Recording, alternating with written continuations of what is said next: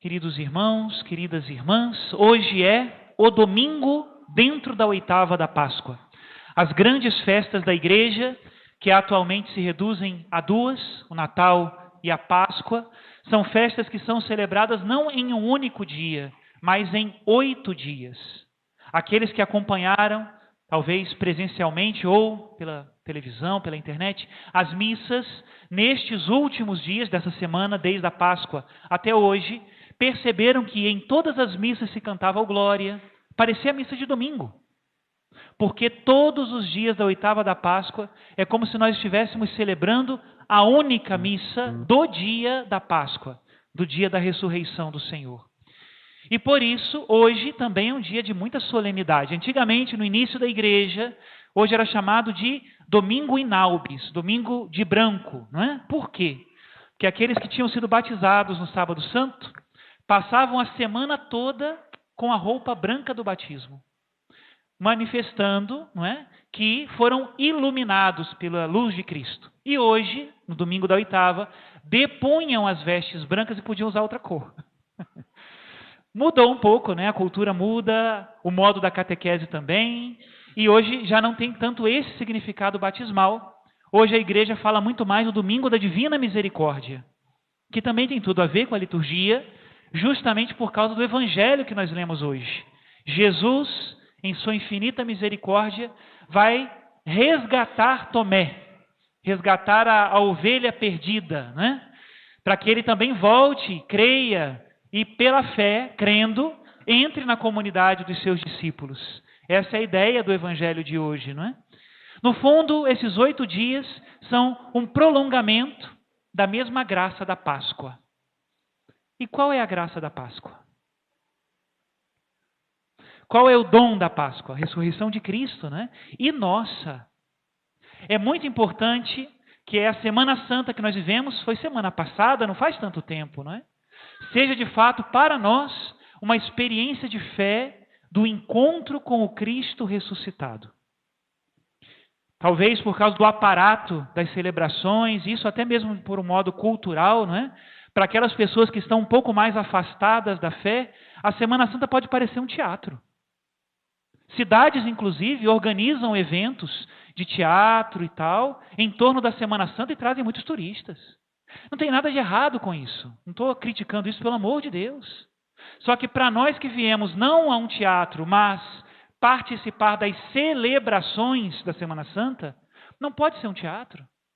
Precisa ser algo vivencial. As celebrações têm como objetivo nos colocar em contato com alguém que está vivo, ressuscitado, e é Jesus. Às vezes, nessa experiência da Páscoa, que pode ser atrasada, às vezes a gente é meio atrasado, igual Tomé, demora uma semana para cair a ficha, às vezes acontece. Às vezes demora anos para cair a ficha. Nós somos assim, né? Mas nós precisamos fazer a experiência com Jesus. Às vezes nessa experiência é como se o ressuscitado tocasse a nossa cabeça. E de repente nós saímos entendendo coisas que antes nós não tínhamos entendido. Jesus fez isso com os discípulos. Parece que depois que ele soprou sobre eles o Espírito Santo, eles entenderam as Escrituras. Parece que o véu foi tirado, uma luz nova. Pode ser essa experiência? Outras pessoas fazem uma experiência de outro jeito, né? Em vez de Jesus tocar na cabeça, para muita gente Jesus toca no coração. E as pessoas me dizem, padre, não entendi nada da celebração. Nem lembro da homilia que o senhor fez. Não lembro das leis, não lembro de nada. Mas eu saí da missa diferente. Aquilo que era difícil perdoar, agora eu perdoo com facilidade. Aquilo que era difícil evitar, agora eu evito com tranquilidade. Aquilo que eu não tive a coragem de dar o passo, né, e fazer, incluir na minha vida, vem do Evangelho e de repente é fácil. O que era difícil se torna fácil. Pode ser, é uma experiência da Páscoa maravilhosa, né? E ainda tem um terceiro jeito. Às vezes Jesus não está tocando nem na cabeça nem no coração. Às vezes Jesus toca direto no espírito, né? Naquilo que é mais profundo nosso. Acontece. E a pessoa sai da missa e fala, padre, o senhor vai achar que eu estou ficando maluco. Geralmente é por aí que começa o discurso. Eu falo, bom, eu já acho que eu estou ficando maluco, imagina os outros, né? Eu não sou o mesmo, padre. Eu falei, mesmo? Não, não sou. Não consigo mais ter a vida que eu tinha. Deus me chama a outra coisa. Deus me pede outra coisa. Muitas vezes, nessa experiência do toque de Jesus, é quando nós descobrimos a nossa vocação, nosso sentido de vida, a missão que Deus nos deu nesse mundo. É o toque do ressuscitado. E por que eu estou falando sobre essa experiência da Páscoa, não é? Porque o centro da homilia hoje é a questão do testemunho. Os primeiros discípulos de Jesus, a primeira geração dos cristãos, testemunhavam o quê? O que viram, o que ouviram, o que tocaram. Se vocês leem o início da primeira carta de São João, é assim que o apóstolo começa. O que nós vimos, o que nós ouvimos, o que nós tocamos do verbo da vida, porque ele se manifestou. Impressionante. A primeira geração dos discípulos eram testemunhas do que viram, ouviram e tocaram. E as demais gerações, nossa geração, a geração dos nossos pais, dos nossos avós e de tantos que ouviram a palavra dos apóstolos e acreditaram. Nós não vimos Jesus? Nós não tocamos nele? Ele não falou com a voz humana para os nossos ouvidos. Mas nós somos testemunhas, testemunhas daquilo que nós cremos. Essa é a mensagem de hoje. Primeira leitura. Primeira leitura é o sonho da igreja. Qual é o sonho da igreja? Ser uma comunidade sem mancha e transparente para refletir em tudo a face misericordiosa de Deus. Esse é o sonho de toda a comunidade cristã. As novas comunidades, as ordens religiosas, as paróquias, sonhamos com isso. O que nós lemos na primeira leitura de hoje? Entre eles não havia necessitados. Ninguém passava dificuldade. Não havia entre eles aqueles que ostentavam o que tinham, muito pelo contrário. Colocavam aos pés dos apóstolos aquilo que tinham, para que não faltasse nada a ninguém. Se amavam uns aos outros. Eram estimados por todos. Muito interessante, os cristãos sempre viveram esse paradoxo, não é? Ao mesmo tempo que eram perseguidos, eram estimados. Nós vemos sempre, infelizmente, a religião, historicamente, com o maior número de mártires, é o cristianismo. Muitas vezes religiosos que dão a vida para cuidar de pobres, por exemplo, em países da África e até mesmo aqui no Brasil, nós tivemos casos assim também aqui no Brasil, a irmã Dorothy e tantos outros, são depois assassinados até às vezes pelo mesmo povo que eles ajudavam. É impressionante. Mas eram estimados por todos, porque refletiam a luz de Cristo. A experiência de fé mudou as relações sociais. Glória a Deus. Segunda leitura. Essa mesma experiência de fé que aparece no amor fraterno, na ajuda mútua, no perdão, na misericórdia e na caridade, é um amor que tem, antes de tudo, o trono na mudança pessoal de vida. Algumas pessoas leem a primeira leitura e falam, aí padre, parece o comunismo que a gente está lendo na primeira leitura. Falei, mas tem uma mudança muito clara, tem uma diferença muito grande. Voluntariamente abriam mão dos seus bens. Ninguém era obrigado por uma lei, nem havia uma revolução que matava uma classe. Era voluntário. Esse é o mistério da segunda leitura. São João diz na segunda leitura, como é que eu sei que eu amo os filhos de Deus? Quando eu amo a Deus? Para nós cristãos não basta altruísmo e filantropia. Isso é muito bom e nós aplaudimos.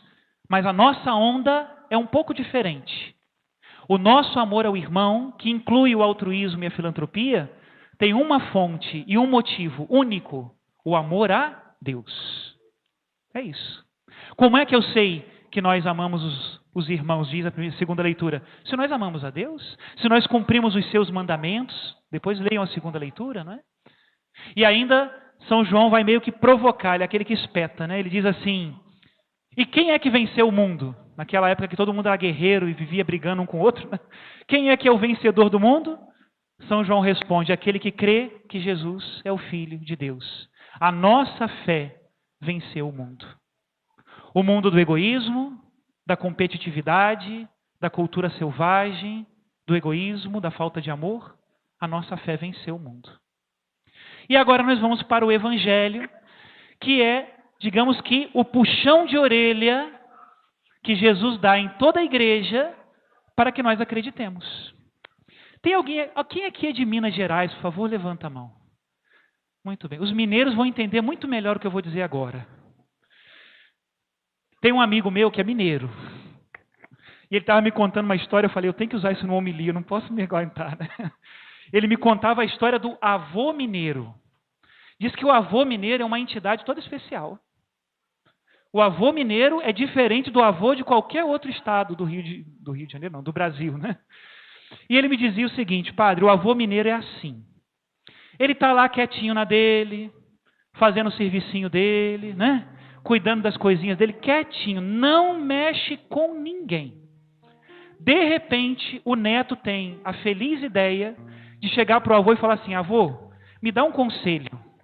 Coitado do neto, né? O avô senta o neto, é meio-dia de conselho, né? Que ele conta história, vai lá longe, fala dos avós dele, de como é que ele veio, de onde ele passou, e aquela coisa, né? E um dos conselhos do avô mineiro foi o seguinte, falou, meu filho, a vida é muito curta, não dá para errar em tudo, aprende com o erro dos outros. Eu falei, ótimo, isso é sabedoria pura, líquida, né?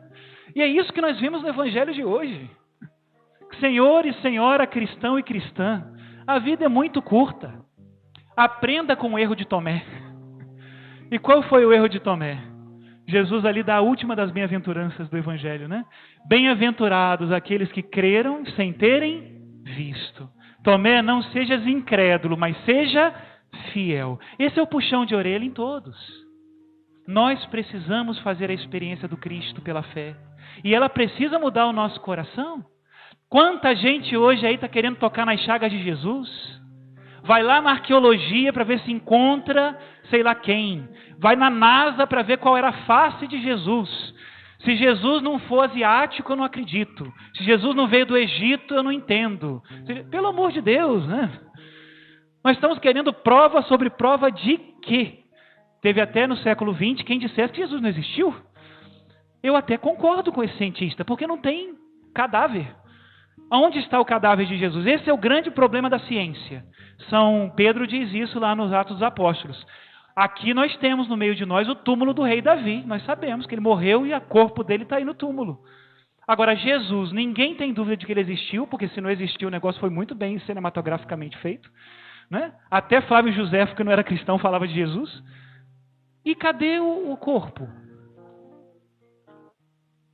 E cadê? O túmulo a gente sabe onde está, mas está vazio. Então, estamos ainda nessa história de colocar o dedo na chaga, né? E Jesus nos chama à fé.